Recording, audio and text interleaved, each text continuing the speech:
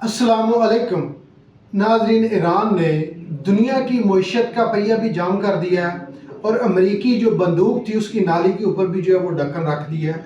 اور اگرچہ جو آج 7 مارچ ہے، ایک ہفتہ گزر چکا ہے، تو آج جو ہے امریکہ نے صبح جو دارالحکومت تہران ہے اس میں بڑے حملے کیے ہیں اور اس میں بڑا نقصان ہونے کا خدشہ ہے۔ تو ابھی تک جو ہے وہ امدادی اور ریسکیو کی کارروائیاں جاری ہے، اور اس کے بعد جو ایران نے جوابی حملے اسرائیل پہ بڑے کیے ہیں اور اس میں اسرائیل میں بھی بڑی حد تک جو ہے وہ نقصان ہوا ہے۔ اور آگے ہم آپ کو تفصیل بتائیں کہ کس طرح جو ایک ہفتہ گزرنے کے بعد جو ایران کی جنگی حکمت عملی ہے اس نے کس طرح دنیا کا جو معاشی پہیہ وہ جام کیا ہے۔ جو امریکی جو بندوق تھی، جو نالی تھی، وہ جس کے ساروں پر رکھ دیتا تھا اور اپنی بات منواتا ہے، اس کو کس طرح اس نے اس کی نالی کے اوپر جو ہے وہ ڈھکن رکھا ہے۔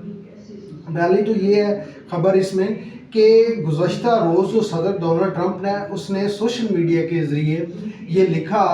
سوشل میڈیا پلیٹ فارم کے اوپر، ٹروتھ سوشل کے اوپر، کہ ایران کے ساتھ کوئی بات چیت نہیں ہوگی اور ایران کو انکنڈیشنل سرنڈر کرنا پڑے گا۔ ایران کے ساتھ ابھی جو ہے مذاکرات نہیں ہوں گے اور ہم تباہ کر دیں گے، ایران کو برباد کر دیں گے۔ لیکن خبر یہ ہے کہ ٹھیک 2 گھنٹے کے بعد یہی ڈونلڈ ٹرمپ جو ہے یہ آگے بتاتا ہے کہ اس نے جو یو ایس کی ملٹری انڈسٹریل کمپلیکس ہے، جو فیکٹری اور کارخانے ہیں امریکہ میں، 40 سے زیادہ ہیں، 41 بتائے جاتے ہیں بڑے،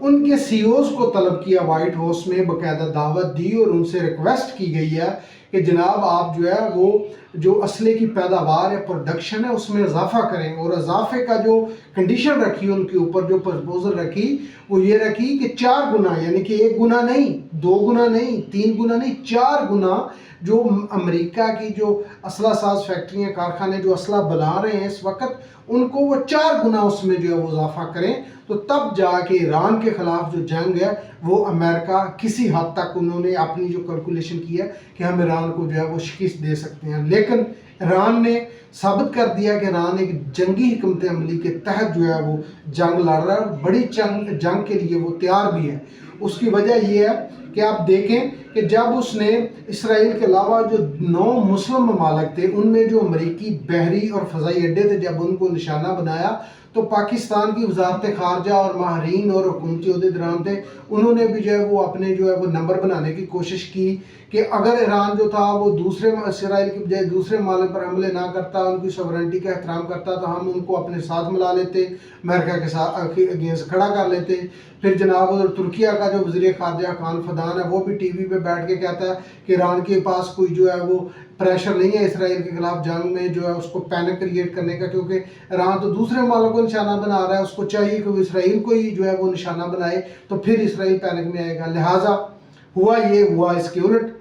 اس طرح ہوا کہ جب ایران نے جو ہے وہ اسرائیل کے علاوہ جو دوسرے 9 عرب ممالک تھے وہاں جو امریکی اڈے تھے بحری اور فضائی، ان کو نشانہ بنایا، تو امریکہ کے پاس انٹرسیپٹر ہی ختم ہو گئے۔ ان کے پاس جو انٹرسیپٹر تھے، جب روکنے کے لیے جو شیلڈ ہوتی ہے ڈیفنس سسٹم، وہی نہیں تھا ان کے پاس۔ تو اسی لیے تو سعودی عرب نے کہا کہ امریکہ نے ہمیں جو ہے وہ ایران کے حملوں کے رحم و کرم پر چھوڑ دیا اور ساری جو اس کی توانائی ہے، ڈیفنس سسٹم ہے، انٹرسیپٹر، وہ تو اسرائیل منتقل کر دی ہیں۔ تو اسی لیے ہی پھر جو ہے ڈونلڈ ٹرمپ نے وہ جو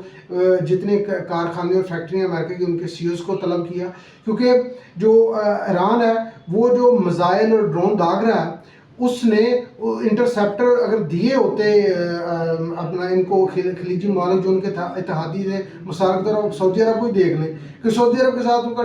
دفاعی معاہدہ ہے، لیکن اس کے باوجود جو سی آئی اے کا ہیڈ کوارٹر ہے ریاض میں، وہ ڈرون ہٹ کرتا ہے ایران کا۔ اس کے بعد جو مشرق میں سعودی عرب کے بڑی جو آئل ریفائنری ہے ارامکو کی، راس التنور، جو 6 لاکھ یومیہ بیرل آئل جو ہے وہ پیدا کرتی ہے، یہ پروڈکشن ہے، اس کو میزائل ان کا جو ہے وہ ڈرون ہٹ کرتا ہے اور اس سے وہ ایک سائڈ اس کی تباہ ہو جاتی ہے اور ابھی تک وہ بند ہے۔ اس کے بعد بحرین میں آپ دیکھ لیں کہ بڑا جو فوجی اس کا اڈا تھا امریکہ کا فضائی، اس کو اس نے تباہ کیا ہے اور گزشتہ روز بحرین کے اوپر بھی حملے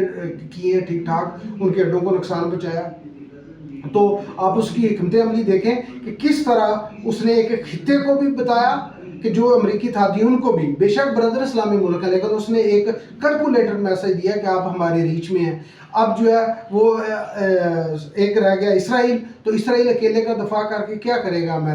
امریکہ تو جو ہے اپنے اتحادی تو کھو رہا ہے. اسی لیے تو سعودی عرب نے جو ہے وہ اس میں پاکستان نے بھی پھر مثبت رول ادا کیا کہ سعودی عرب نے جو ہے یہ کہا کہ ہماری جو سرزمین ریجن ہے وہ ایران کے خلاف استعمال نہیں ہوگی, اور ایران نے بھی خیر مقدم کیا. اور پھر ایران جو ہے وہ اب سورنٹی کا احترام کرے گا سعودی عرب کی کا. لیکن آگے ہم آپ کو بتا دیں کہ جو معاشی پہیہ ہے وہ کیسے جو ہے وہ جام کیا ہے ایران نے دنیا کا. وہ اس طرح اب پاکستان کی مثال لے لیں کہ پاکستان میں جو ہے اس وقت خطے میں سب سے زیادہ جو ہے وہ تیل کے مہنگا ہو گیا, یعنی 321 روپے فی لیٹر پاکستان میں. ساتھ ہمارا ہمسایہ ملک ہے بھارت 95 روپے ہے. اس سے آگے آپ سری لنکا میں چل جائیں 293 روپے ہے. آپ اس سے آگے اپنا اس میں چلے جائیں بنگلہ دیش میں تو 116 روپے پر لیٹر ہے. تو دنیا کی جو معیشت ہے اس کو اس نے چوک کر کے رکھ دی ہے, اس کو اس نے جو ہے ہلا کے رکھ دیا کہ اس پیمانے پر اس میں سپائک کی ہے مہنگائی کہ بلا اٹھیں. جو ڈیولپنگ سٹیٹ ہے ان کا تو برا حال ہے. اب خاص طور پہ یہ جو مشرق وسطیٰ کے ممالک ہیں جو امریکہ کے اتحادی ہیں اور ایران کے خلاف ہیں, اب ان کا تو خاص طور پہ ان کی تو کہہ لیں کہ فوڈ سپلائی کا 80% اسٹریٹ آف ہارموز سے گزرتا ہے. اور سب سے بڑا ایران کے پاس آپشن یہ ہے کہ ان کا پینے کا پانی جو ہے وہ سمندر سے لیتے ہیں. یہ جو عرب ممالک ہیں, خلیجی ممالک ہیں, انہوں نے ڈی سیلینیشن کے پلانٹ لگائے ہوئے ہیں. تو یہ اتنا حساس معاملہ ہے. اگر ایران کی ریچ میں سی آئی اے کا ہیڈ کوارٹر ہے تو ڈی سیلینیشن کے جو پلانٹ ہے وہ کیوں نہیں ہے؟ اگر ان کو ہٹ کر دیا گیا تو ان میں تو جو خوراک کا غذا کا جو بحران آئے گا یہ تو خود ہی جو ہے وہ ایک بہت بڑی کشیدہ صورتحال میں چلے جائیں گے یہ جو عرب ممالک ہیں. یہ اب آگے آپ کو بتائیں کہ جو ایران نے اپنی جنگی حکمت عملی ہے اس سے دنیا کو تو حیران کیا ہی ہے, اور دوسری طرف جو روس ہے وہ بھی اپنی ایک حکمت عملی کے تحت ایران کے ساتھ جو ہے وہ اس جنگ میں شریک ہے. اور امریکہ نے بھی اب یہ کہا ہے کہ یہ جو ایکوریٹ سٹرائک ہے ایران کی امریکہ کے خلاف,